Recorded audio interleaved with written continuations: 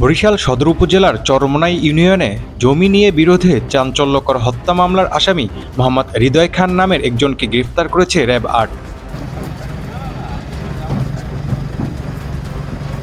গতকাল রাতে গণমাধ্যমে পাঠানো এক প্রেস বিজ্ঞপ্তিতে বিষয়টি নিশ্চিত করা হয়েছে। বিজ্ঞপ্তিতে জানানো হয়, তথ্য প্রযুক্তির সহায়তায় রাজধানীর যাত্রাবাড়ী থানাধীন বিআরটিএ ভবন সংলগ্ন এলাকা থেকে র্যাব ১০ এর সহযোগিতায় যৌথ অভিযান পরিচালনা করে তাকে গ্রেফতার করা হয়।